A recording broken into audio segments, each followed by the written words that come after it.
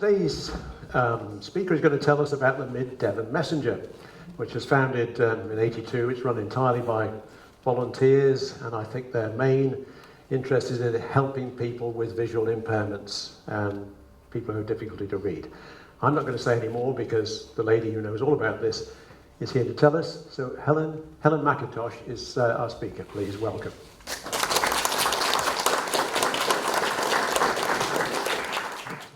Thank you so much for inviting me here today. It's a real pleasure to be here, I know. How many of you know that lady who's in the picture? Do you recognise her? Oh, I thought she was famous in Tiverton. She used to be in the pantomime as a pantomime dame. Patsy Clements, yes. She's got a lovely face, and she was one of our listeners. Sadly, she died a year or so ago, but she was full of fun, as you can imagine. She looks as if she was, doesn't she? But we use her picture on all our publicity material. So I'm going to be taking you across a journey of 40 years, much like yourself. We were established in 1982. And I've got some travelling companions, and that's Carol Brown here, who's with her guide dog Nellie, and John, who comes from Tiverton. Carol and her guide dog can frequently be seen on walks on the railway line. You're nodding your head, so many of you know Carol, that's good, and along the canal. And John comes from Brushford, but he's a member of the macular group out there, the Exmoor Macular Group, and we'll be telling you a bit about that. So the next slide. This looks rather indulgent, but I have a story to tell you. There are two things that bring me here, and one, of course, is my mother. Now, she got glaucoma, an eye disease, when she was in her 60s, and she became an early recipient of the Devon Messenger. And what I thought was particularly wonderful about it was that even when she was in her final weeks in a nursing home in Bampton, having had a stroke and lost her vision, she was still able to tell my brothers and I all the local news and gossip. And that's what staying connected really means. You know, it was active. My brothers and I gave up taking the Gazette because Mum had all the news. It was just brilliant. But what drives me, and I really am driven, is an experience that I had while working with a group of community matrons in Derbyshire. I was absolutely shocked and appalled at the sheer scale of loneliness and fear experienced by people with chronic disease who were being looked after in their own homes, many of them on their own. It was a terrible experience. But then we visited Mary, who lived in Chesterfield, and you walked off the pavement into her terraced house, straight into her living room, with a riser recliner chair, and then a bathroom and kitchen beyond that. Now, Mary was happy because at 12:30 every day, she was collected by a taxi and taken to a local pub for lunch and a chat with her friends. Yeah? So she too was connected. She didn't have much, but she was really happy. Now, the Messenger can't claim to be as good as a pub lunch, but we are told by our listeners that we're like a friend arriving on their doormat every Thursday morning with all the local news and views and entertainment. So our mission is simply to reduce the impact of loneliness and social isolation resulting from chronic illness, and to enable people to maintain their contact with their community via local audio news and entertainment. So that's simple enough, isn't it? But now I'm going to tell you how we do it. So we're a member of a Talking Newspaper Federation. Now, Talking Newspapers were the brainchild of someone who was in Sweden. They started in Sweden. And there was a Welsh librarian called Ronald Sturt who heard about the TN that had been set up over there by a library and a local association for the blind. And he arranged a study tour. And when he returned to Aberystwyth, he talked enthusiastically to all And the round table became interested and raised funds. Well, that's what you need first of all, isn't it? And then you need a team around you. And Ronald managed to persuade local business people and professionals, and their volunteers with their committee. It was a stellar crew. There was a consultant ophthalmologist, not bad for a start, a newspaper proprietor, recording engineer, broadcasting journalist, bank officer, national librarian, and Ronald. And they gave themselves 4 months to launch it, and that's what they did. So that was absolutely brilliant. Now that was some sort of 50 years or more ago, and the Talking Newspaper Federation is still going, but I have to say a lot of newspapers have failed as a result of the pandemic. I think it's because they were still being led by their original crew, and that provided the catalyst actually to say, actually I've had enough, you know, we need to close, which is a real shame. So taking you to the Messenger, as I say, we were established in 1982, and on the 18th of June, we're going to have a big bash at St Paul's Church to celebrate, because it's going strong and we're very proud of it all. You may know some of our founding members. Do any of you know Alan Weller? Yeah. Yeah. Well, he says with a twinkle in his eye, I once asked him, what drew you to the Devon Messenger? And he said, well, to be quite honest, Helen, I rather like the sound of my own voice. I think that's deliciously frank. And then there's Tim Dyke, who you'll probably know through the Ex-Valley U3A. He was a founding member. And Norman Annett, who's a retired headmaster. So he's still very much in the backgrounds in his role with the Tiverton Rotary Club and giving sound advice here and there. So we're a registered charity, and we were funded by the Lions Club initially. But we've been very fortunate in receiving generous donations subsequently through the Masons Clubs of both South Molton and Tiverton, and also by the Devonshire Province, and also Rotary Clubs. And we've applied successfully for grants, and also we have 2 fundraising nights, quiz nights a year. You've been to one, haven't you? I recognise your face, yes. Volunteers and listeners have made a transition from the original tapes. You know, do you remember the things at World Round, and you finding where you left off was a blooming nightmare, and getting back to the original spot. And then moving to CDs, which didn't make that any easier either. And now we're using memory sticks. And we've got a wonderful gizmo that I'm going to show you that actually has the function of bookmarking every memory stick. So when you put it back in the machine, it starts from where you left off. Sounds like a dream, doesn't it? Yeah. So, moving on. Oh yes, the Devon TNs. There are 13 talking newspapers in Devon, and I thought it would be useful just to tell you where they are. So they go round from Plymouth and West Devon to South Hams and Kingsbridge, Totnes, Teignbridge, along the coast a bit, Dawlish, Teignmouth, Exmouth, Exeter, Sidvale and East Devon, Holsworthy, North Devon, Torridge, Crediton and Tiverton and Cullompton. So there are 2 talking newspapers in mid-Devon, if you like, but we respect each other's boundaries. We do get together. With the pandemic, we contacted each other via Zoom, and so we sort of share ideas, much as you're proposing to do with New Zealand, but not quite the distance involved. Listeners are actually entitled to take the talking newspaper from whatever area they consider to be their community. So we've had, during the pandemic, people moving ostensibly out of area, but continuing to take the Messenger because they want to keep up to date with their friends and the local news. Yeah. So moving on to the next one. We have currently, we're always sort of around 100 listeners. There's been some fluctuation.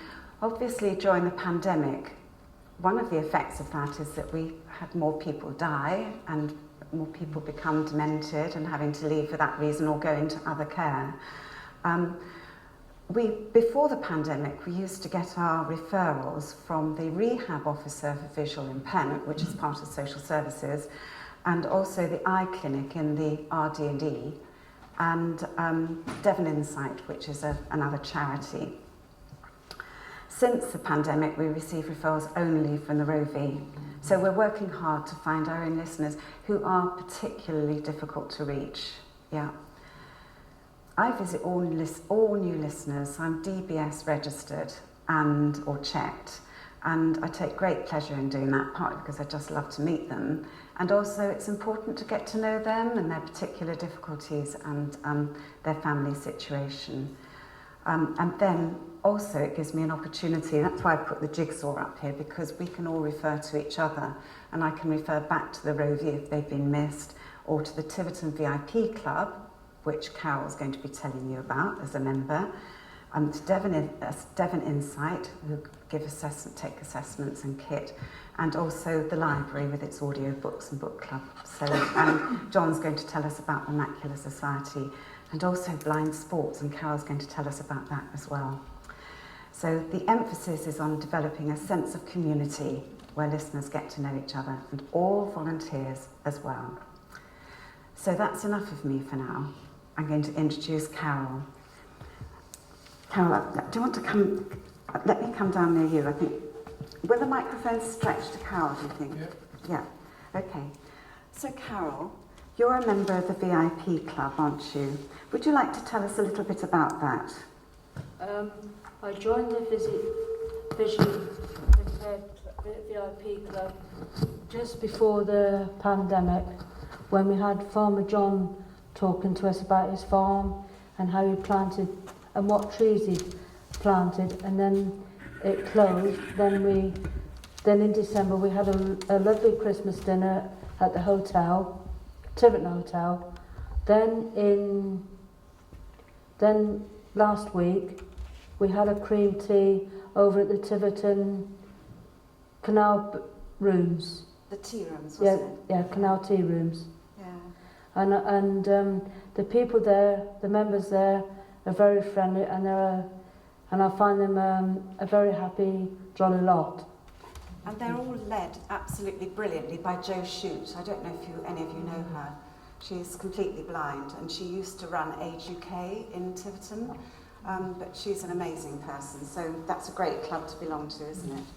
Yeah. And you've got, many of you won't be able to see her, but lying on the floor, asleep, is this dog called Nellie. And Nellie's Carol's guide dog. Would you like to tell us a bit about Nellie? I've had Nellie for just over 6.5 years, and she gets me out and about around Tiverton, up along the railway line, along the Western Tiverton Canal, and we did a month's training where I'd covered routes into town, going to Sunningmead Community Centre, where I was once a volunteer before the pandemic, and she's a great asset. She helps me get around town, avoids obstacles, leads me around without bumping into anything, and she's a great companion, and she takes me safely along the railway line, and if I want to go and visit a friend, which I do, that lives round the corner from me in Cleveland's estate, she takes me along the pavement. She knows which house to go to, and she takes me there safely and home again, and she's a very constant companion, and she gives me lots of freedom by getting me out.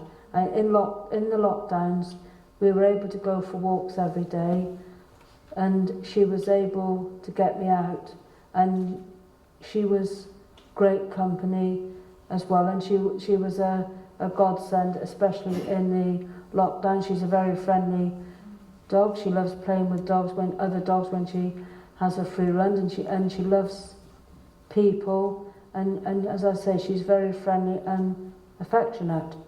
That's great. I expect many of you recognise Lily, don't you, from your walks, which is great. And it's brilliant for Carol, because you live on your own now, don't you? And she really helps you to maintain your independence, doesn't she? Yeah, she does. Yeah, which is marvellous. But Carol's got another surprise up her sleeve, which is that she's a member of the Tiverton Rifle Club. And I couldn't get my little head around that at all when I first heard about that. But how does that chatting with someone who's actually pretty well blind, aren't you, Carol? Yeah. Doesn't see very much. So would you like to tell us how that works? When I'm shooting in the rifle club, I use a .77 air rifle. There's a light that shines on the target, which is white in the middle, grey and black on the outsides. The light shines on the white piece in the middle, and you have an electric laser on the rifle, which is like something like a telescopic sight, or instead of a telescopic sight, and that shines on the light, and that turns the light into sound.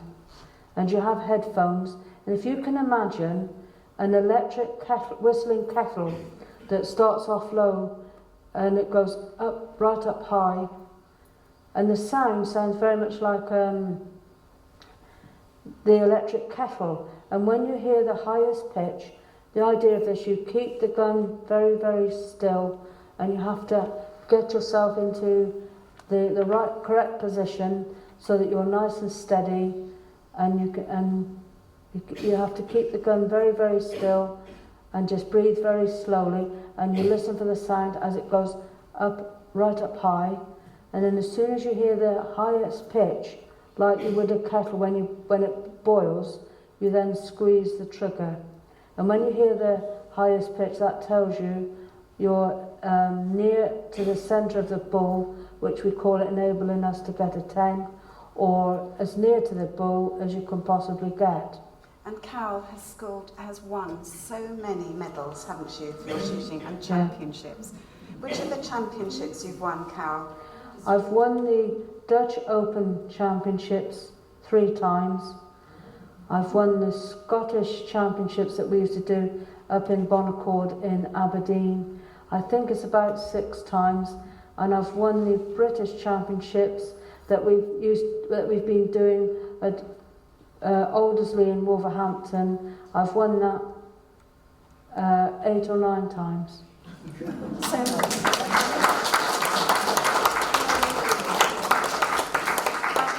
I have to tell you that in Carol's lounge at home, she doesn't have wallpaper, she has medals. That's the scale of it, isn't it? It's really well done. And also, Carol, you used to go to the bowling club, didn't you? The indoor bowling club. Yeah, that's right, yeah. And you enjoyed that, didn't you? I did. There used to be about 6 or 7 people, roughly 6 or 7 people that used to bowl. We used to go to the Tiverton Bowling Club at Amery Park once a month on a Tuesday. In the summertime it would be from 10 till 12. In the wintertime it would be 2 till 4. And we used to bowl and play a game each month. And it was a social event. And in the middle we'd have a break where we'd get given a cup of tea, coffee, or a biscuit if you wanted. And we could chat and that, but it was very relaxed and it was good fun. And we were taught how to bowl, how to deliver the wood and to put down the jack. And again, we had to go on, there'd be this mat on the floor. We used to play long bowls, and that is where you go, because the green is quite long, and you'd go as long as it would go, and they'd put you on the tee where you have your mat. They'd put the mat on the tee, and then and each person that led would have to put the jack down, and then you'd have to deliver the wood and make sure you've got this the spiral on the right side, so that if you accidentally put it out a little bit, it would come in. Whereas if you put if you put the spiral on the wrong side, it would just go out, because the idea of it is that it's got to go in a nice straight tight line where you'd have a nice tight green, and you've got to have enough weight to get the wood down to the jack, or as near to the jack as possible. It's brilliant, isn't it, I think? They've had a problem, though, during the pandemic because they've now not got the volunteers to run that, which is really such a shame. So if anyone's interested in that, that would be great, because we're getting new listeners coming to the Messenger, and when I mention bowls, they're saying, oh yes, I would be really interested in that, and Carol's still keen. So it'd be great if we could get that set up again. If you feel like that, I'm going to let you have my phone number, and please contact me. That would be great. So, is there anything else I wanted to ask you, Carol?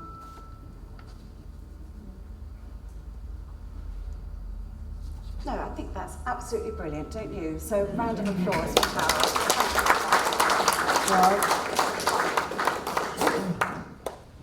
So, we used to record at the Heathcote Fabric Studio. It was a dedicated studio to us. It was very convenient in many ways, and it was free of charge.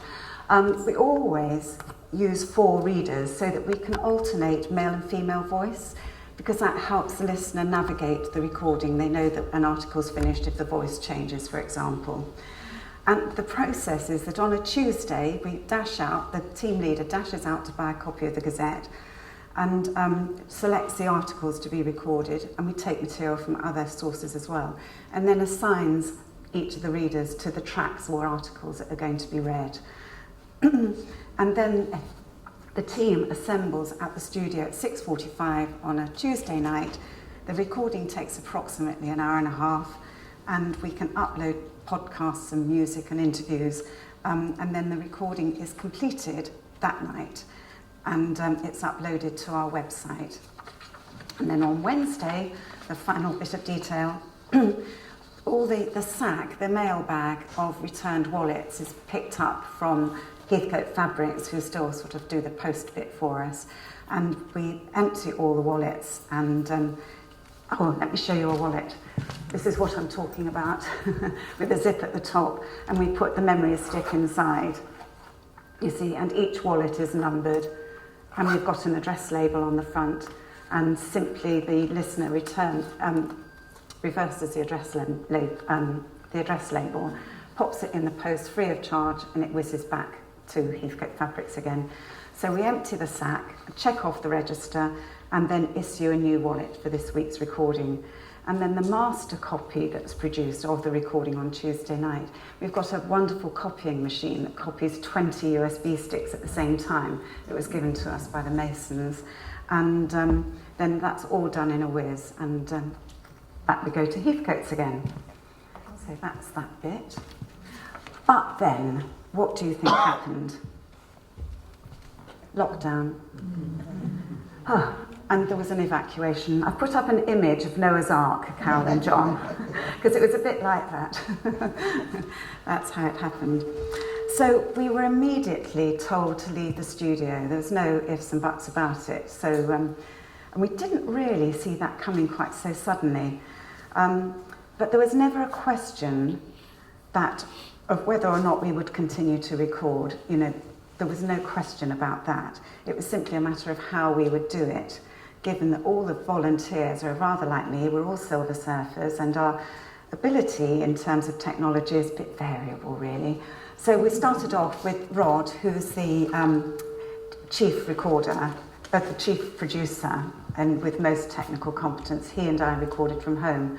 You might think I'm competent, but I'm not in that department. But anyway, we managed, and we used our mobile phones with an external microphone. And do you know, the quality of sound was just as good as it would have been in a recording studio? So that was interesting and reassuring to us. The other thing that we found was good was actually the quality of the reading, because of course we had a chance to practice and to re-record that you don't always get in a studio. So actually we took that practice forward when we returned to the studio and produced a running order for the reading team, so that at 12 o'clock on the day of recording they all know what they're going to read, and they can practice it and edit it, and get it ready to go. So that's been a real advantage, a positive of the pandemic for us. So the other thing I just have to tell you as another indulgence is that I did all the copying and dispatching from my own home, and I can't tell you how relieved I was when I no longer had to clean all the wallets and memory sticks each time. That was arduous. I did that to music. The other thing was that at the time I expect... Am I causing an echo? Is it because of where I'm standing? That's better, yeah. News was sparse at the time, wasn't it? I expect you remember the Gazette got thinner, it got anorexic at one time, I think. It was so sparse, and we needed to lighten the mood because it was a frightening time for listeners at home. So we reviewed our content and agreed to use more magazine-type articles. So we did that, and we also included sections of the RNIB audio magazines, such as Reader's Digest and Woman's Own and Saga and Country Living, that sort of thing. So that helped us along.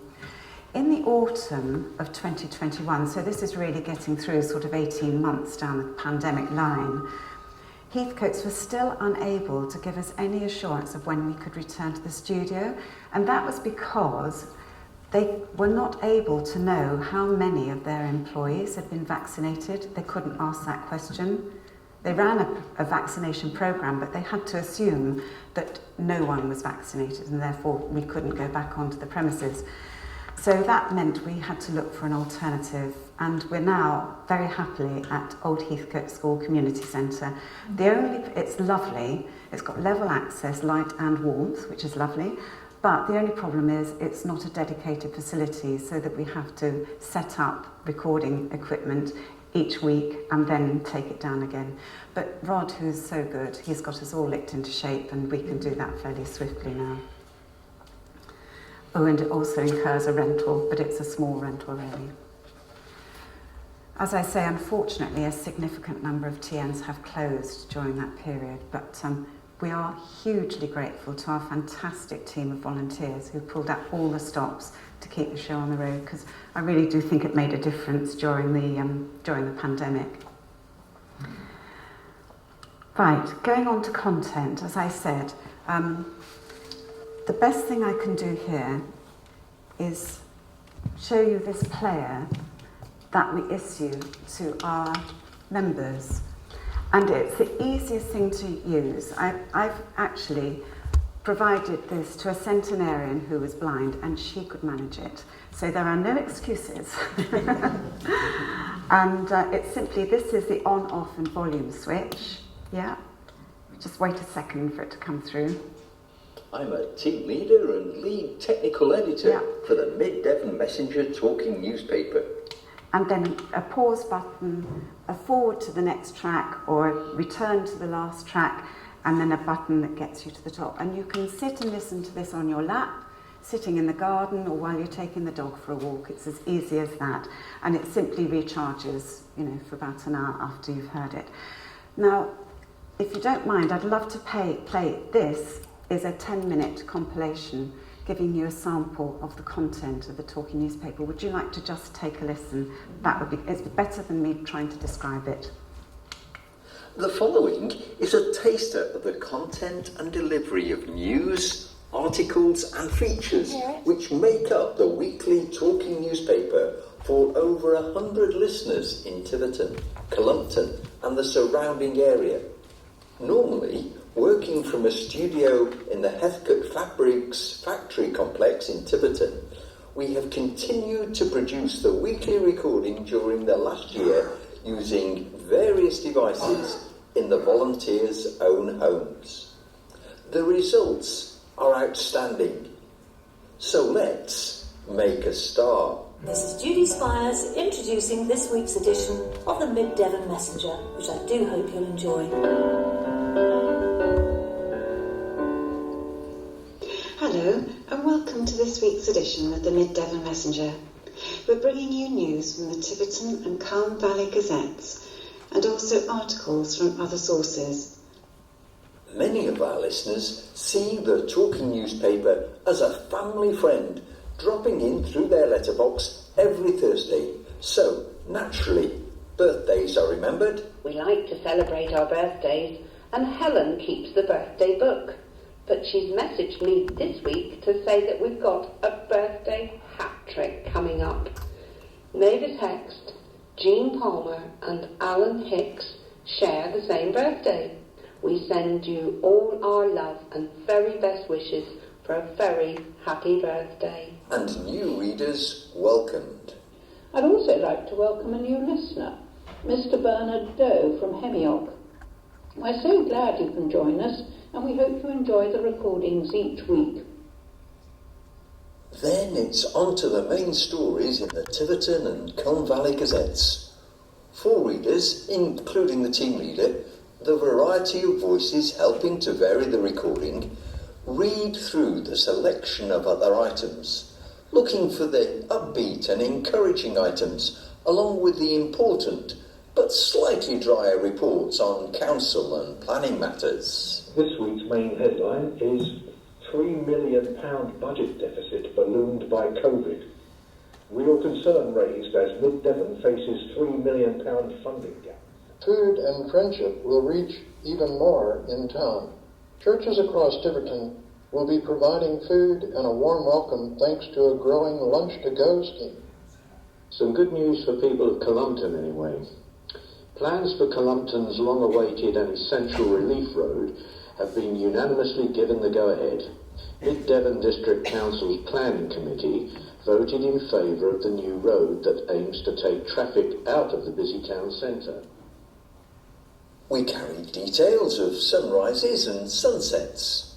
The community notice board. The sun will rise at 11 minutes past 7 in the morning and will set at 5:45 in the evening, giving us nearly 10 hours, 25 minutes of daylight.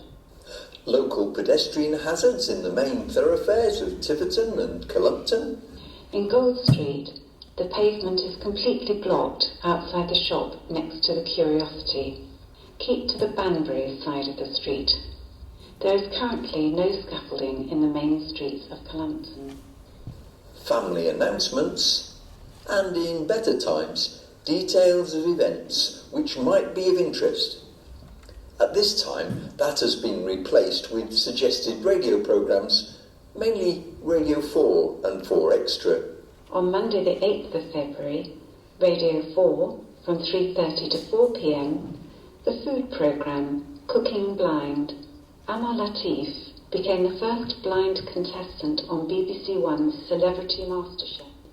Following our second notice board, we have an eagerly anticipated quiz, the source of much listener comment and appreciation. Who wrote the novel The Scarlet Pimpernel? A. Baroness Orksey, B.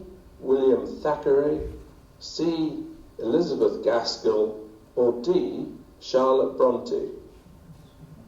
The police and crime commissioner items and Becky Sheaves articles add variety in the second half of the recording, where, together with items from parish magazines or other sources, we endeavour to maintain the upbeat and positive tone. Book reviews, cookery and nature items often feature. Stay local for now, but better days are ahead, by Alison Hernandez. Here's to hoping we can welcome visitors back soon. Devon and Cornwall's position as the UK's favourite holiday destination has once again been in the headlines. Becky Sheaves. Honestly, what a week. It all started last Friday when I was sloshing around in the mud, filling hay nets for the horses and trying not to slip over. And now we have a humorous story from Oldies magazine, written by Oliver Pritchett. It's called My Lockdown Deafness. Social distancing and an earwax fat bird made Oliver Pritchett face up to the truth. He was losing his hearing. The woman on the telephone said she was from Kingston's University Department of Geology. It turned out that she was actually speaking from the Kingston Specsavers Department of Audiology, and she was willing to confirm my appointment. This surely was also confirmation that I needed my hearing tested. This article is taken from the Times of Saturday the 21st of February by Tom Knowles, technology correspondent. Cane that sees offers blind a way forward. The cane, used by visually impaired people for centuries as a way to enable them to move around independently.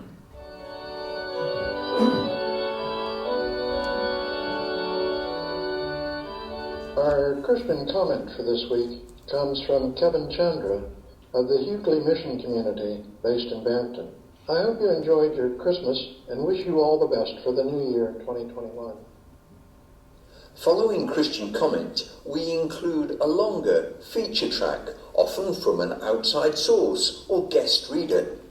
Something we only did very occasionally pre-lockdown. The Boy, the Mole, the Fox and the Horse by Charlie Mackesy is a beautifully illustrated book about the adventures of, unsurprisingly, a boy, a mole, a fox and a horse. I will begin by reading the rather unconventional introduction of the book. Hello. You started at the beginning, which is impressive. I usually start in the middle, and I never read introductions. It's surprising that I've made a book, because I'm not good at reading them. The truth is, I need pictures. They're like islands, places to get to in a sea of words. This book is for everyone, whether you're 80 or 8. I feel like I'm both sometimes. I'd like it to be one you can dip into anywhere, anytime. Start in the middle if you like, scribble on it, crease the corners, and leave them well thumbed. The drawings are mainly of a boy, a mole, a fox, and a horse. I'll tell you a little bit about them, although I'm sure you'll see things here that I don't see. Then come the "and finally" before signing off. And finally, with the pandemic in mind, what's the best way to avoid touching your face? A glass of wine in each hand. That brings to an end this week's edition of the Mid Devon Messenger. We do hope you've enjoyed listening. So that's a taster. It's much better to listen than for me to try and describe it to you.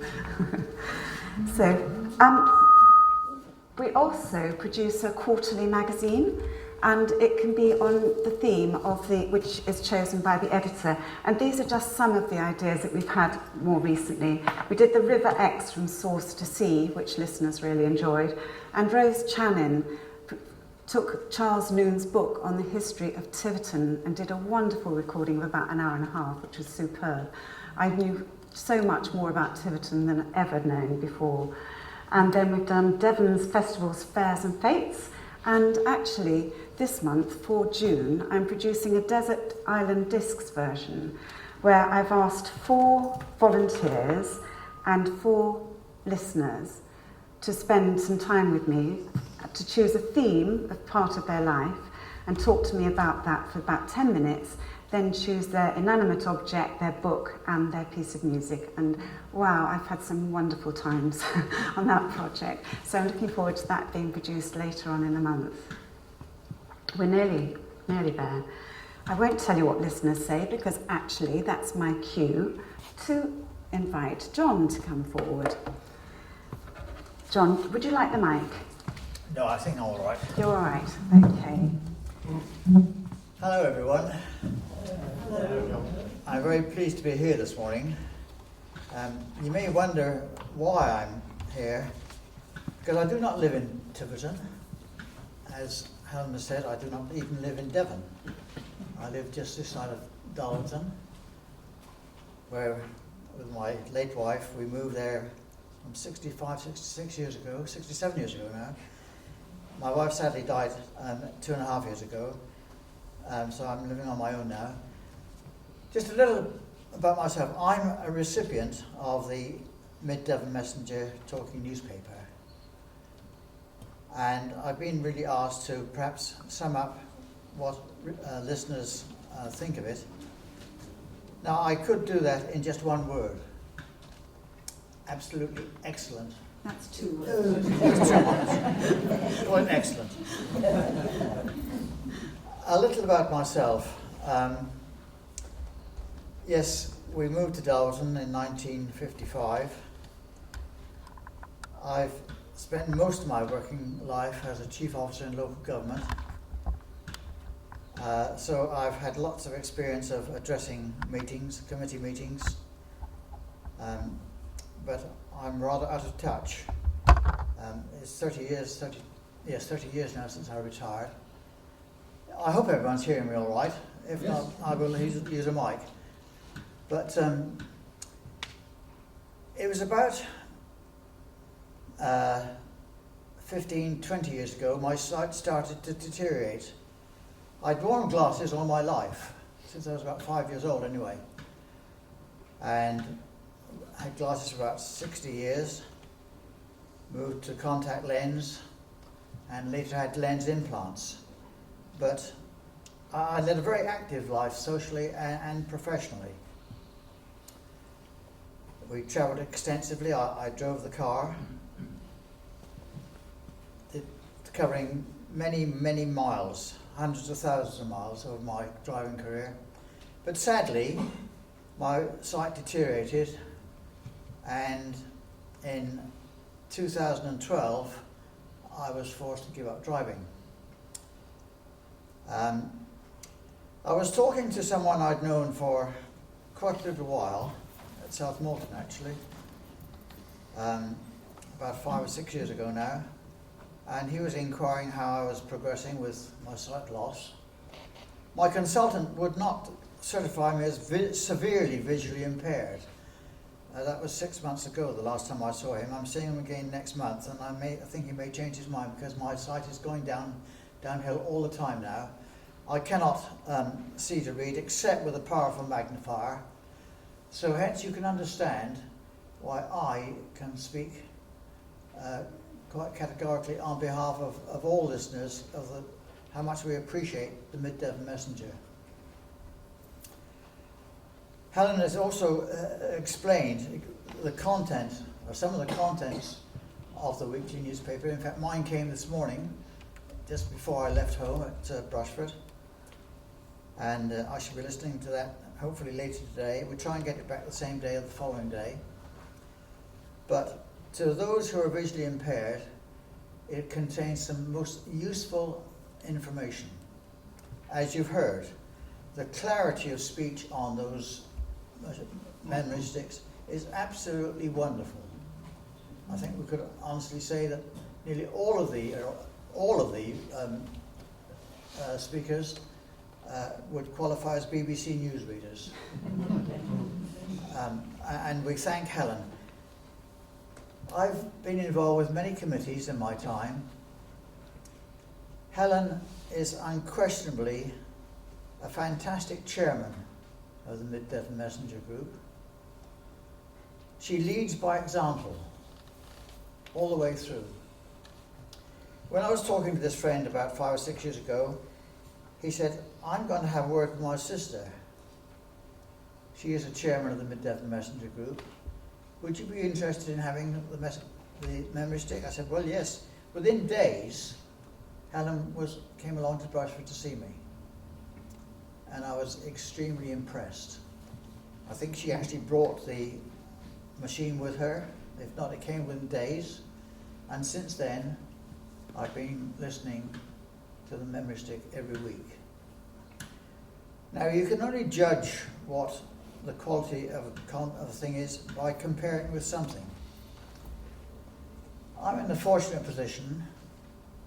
I have, in fact, had, over the last couple of years, memory sticks from the West Somerset Free Press. Sadly, that has folded because they could not find volunteers. But in my early days, in my youth, I was born in mid-Somerset, and I've now been receiving the talking newspaper of the Bridgewater Mercury. Both the West Somerset Free Press, which was my local paper, and the Bridgewater Mercury, because I had knowledge of Bridgewater, was extremely interesting to know what was going on. But I cannot read now, except with the magnifier, and that's tiresome. Anyway, Helen came along and explained this, and I've never looked back. I attended the annual meeting of the Mid-Devon Messenger last year, and I sincerely hope I'll be there again this year in 2 or 3 weeks' time. Helen is a wonderful chairman. the annual general meeting, in her case, lasted about 10 minutes. That's a good meeting. But we had entertainment afterwards, tea and coffee, and a light lunch, all provided. I'm aware that they have financial aid from many organisations. The Masons at South Malton and Tiverton have contributed, and they're financially quite viable. They're celebrating their 40th birthday, as Alan has said, and I sincerely hope that they will last at least another 40 years and beyond. I won't be there to see it. I don't think I will. But they do a marvellous job, and to those of us that are visually impaired, you must appreciate how well we receive knowing the local things. Yes, I do know a lot of people. I did know a lot of people in Tiverton. Sadly, I've outlived quite a lot of them at my age. I was interested in Carol saying about bowling. I was, in fact, a member of the Tiverton Bowling Club at one time. 4 of us used to come over and play bowls of an evening and various matches. I could see then. And I said, my vision over the years, with the aid of glasses, has been quite good. I did a lot of motoring, as I've already explained. But I'm very, very grateful, and I know I speak on behalf of all the recipients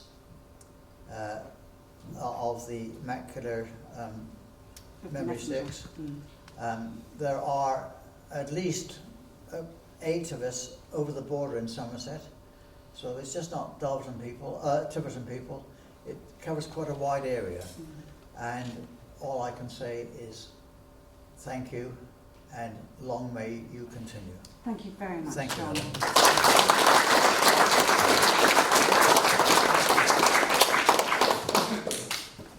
We are getting near the end, just in case you're worrying that I was going to go on forever. So can I just tell you about our team of volunteers? We've got 51 volunteers at the moment, so 6 editors, 18 readers, 12 standby readers, 5 producers and 6 dispatchers and 4 copiers. We are looking for someone to help us with publicity, if that sort of makes anyone perk up and think, oh yeah, that would be quite nice. So let me know. Can I just tell you, because this is a really important bit, I could actually put the next slide on, couldn't I? That's a bit... I'm going the wrong way. It's upside down, that's right. Sorry. My head on the wrong way round. That's a team, I've done that. The wider audience. It was always in our constitution that we wanted to reach other people who are not able to access print because of some medical condition. But we weren't able to do it because we were dependent on a mail system that was provided free of charge by the Royal Mail. But now that we're able to stream, yes, and we've got iPads and tablets and smartphones and Alexa and Google Home, etc., we can now broaden this service to other people who are at home. And I can tell you about a lady who I visited, she was called Mary, and she lived beyond Witheridge and even beyond Puddington, down a lane that had grass growing up the middle, you know, typical Devonshire lane, living on her own with her dog, her retriever dog. And her daughter had been really smart and provided her with a tablet. And even I could simply download the app for her, the BWBF app for her, and instantly she could get the messenger, just like that. I can't tell you how delighted she was. It was so simple for her, but it made such a difference. Because the other thing I found out is that people get forgotten. If you're not physically in the community, you're forgotten. I went to see a lady called Rose in another small village that had a small post office, and I couldn't find her address, so I nipped into the post office and said, I'm looking for Rose at this address. Oh, is she still alive? They said. Do you know, she was less than 50 metres away from them. Do you know? So you are forgotten. If you just, you know, if your fate is to be really stuck at home, it's for us to go out and find them. We can only do that via people like yourselves. And the other thing I'm really thrilled a bit about is, Calibre Audio They're a little like the RNIB audiobook service, except the RNIB audio service is only for visually impaired people. Calibre also provide audiobooks to people I've just described, you know, who are at home and can't access a written word. They may have dyslexia, they may have had a stroke or head trauma, or they may have a neurological disease such as Parkinson's, motor neurons, multiple sclerosis, and be unable to comfortably enjoy reading, or arthritis, for example. You know, there are many conditions, aren't there? Well, they provide the audiobooks to this wider audience that we do, but they don't provide the means to listen. So they don't provide players or Alexas or anything, but we can do that. So I'm hugely excited about this, and I want everyone to go away, that's my last slide, and talk to 3 people about this service, because it's new, and we've got to get the message out there. And, you know, it's so difficult to reach people. I've spoken to so many people who've said to me, I wish I knew about you years ago. Do you know, it's really difficult because they're at home, and carers don't have the time to think about us when they're in the home, to talk about us, and nor do the clinicians. So we're really dependent on members of the community to get out there and spread the word. With that, I'm going to be quiet. I'll just say to you, I've got a number of leaflets up here. I've got copies of the recording, the 10-minute recording that you were listening to. You're very welcome to take away. And if any of you happen to live near a notice board, please take a poster with you. It would be a huge help. Thank you very much for listening. Thank you.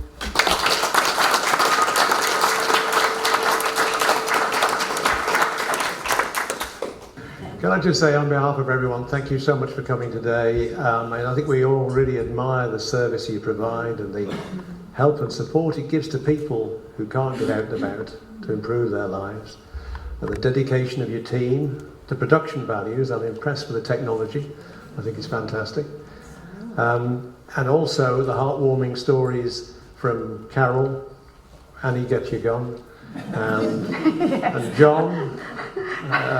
You know, it's really good to hear from people who are recipients of it and how well they get on and how they cope with a difficult situation.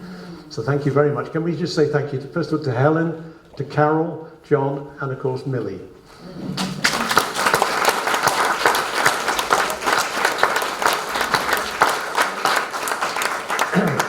Okay, thank you very much for coming, everyone. Hope to see you again next month on the Friday, the 24th of June, after you've voted.